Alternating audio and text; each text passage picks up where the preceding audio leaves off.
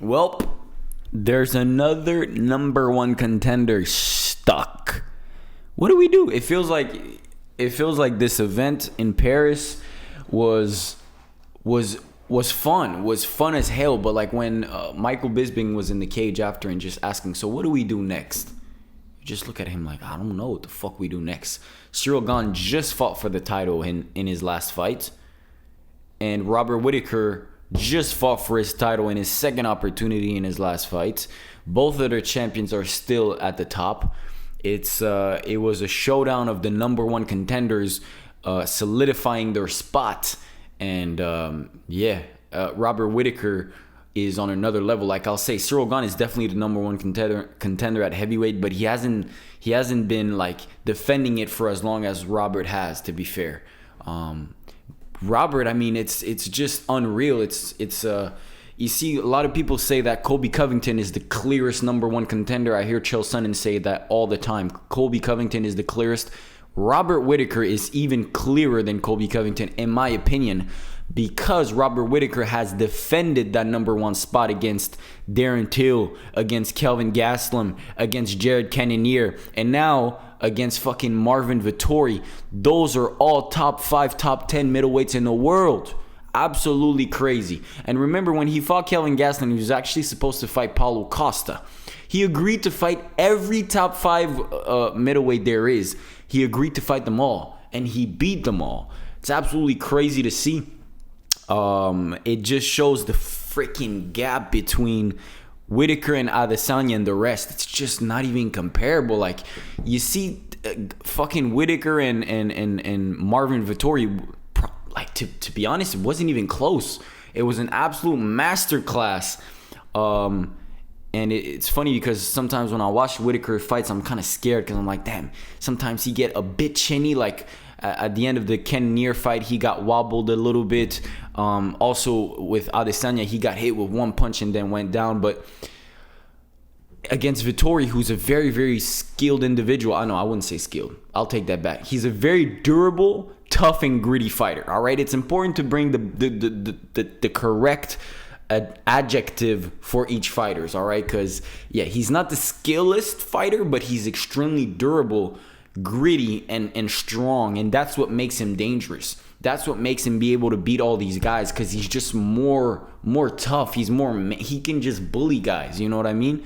But it's impossible to bully the Reaper, I guess. You saw it at the press conference. He tried to fake shake hands and then you see Reaper didn't even flinch, just looked at him like, all right, and just smiled in his face, like so unfazed, so unbothered, just like, all right, whatever. This is just my job. I'm just good at what I'm doing. Like, I'm good, and I'm better than you. And I just love the attitude.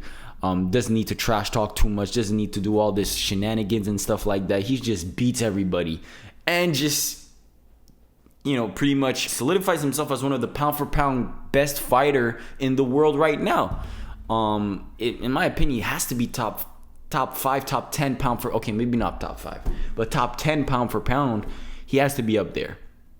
Now the whole question is, what do we do now? To be fair, we don't know. Can we give a third shot? Like, come on, how do we sell this shit? Obviously, there's the Pereira Adesanya fight coming up in a few months, so might as well wait for that. And then if Pereira wins, they'll have a rematch, just like when Leon Edwards beats Usman.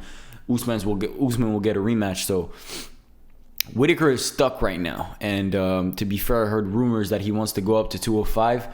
Bad idea. That's not a good idea. No, that's not a good idea. Whittaker was usually, actually, he started his career at 170. He's not the biggest middleweight, and I don't see him competing against the top light heavyweights. Not saying that he cannot do it. I'm pretty sure he could. I'm pretty sure he'd be one of the best too, but is it worth that risk? Is it worth the risk? I don't know if it's worth the risk. If I'm Whittaker, I stay at 185 and I just beat everybody that they're putting in front of me until they give me another shot.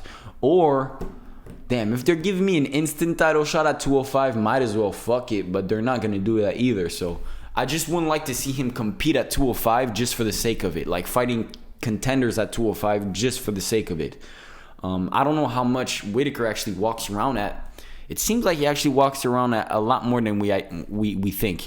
Like, I heard commentator Bisping saying, like, he's not a huge middleweight, but I saw a picture of Whittaker actually he was sunk thin after the weigh-in. And I don't know if y'all remember, but after UFC 271, when he got beat by Adesanya, he said Skinny Rob might be coming faster than we think. And then we all thought that it meant that he was coming back to welterweight.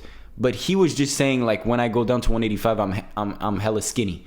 So, yeah, I mean, we don't know what he walks around at. Maybe he actually is really, really fucking big, but he just doesn't seem that big. He just doesn't seem to have that, like, that frame like Vettori or like Paulo Costa or like Yoel Romero or even Luke Rockhold, who's a lot taller. To me, Robert Whittaker is a clear middleweight, but as I say, if there's nothing else to do, might as well fuck around and go get a 205 belt if they're giving you that opportunity. But regardless, maybe there's another video coming on in the fighting business talking about clear-cut contenders, because tonight was a literal showcase of the number one contender solidifying their spot. And even crazier for Robert Whittaker, because that man just keeps winning. It sucks to be. If I'm Adesanya, I'm just like, what the fuck, man? I keep beating this guy, but he keeps coming back. What the hell do I have to do now? They're gonna ask me to fight him a third time? Like, come on, bro. That makes no sense. Like, bro, come on, like, nah. You see the Max Holloway Volkanovski thing? They fought 3 times, but Max Holloway arguably won that second fight, and then the first fight was also super, super tight.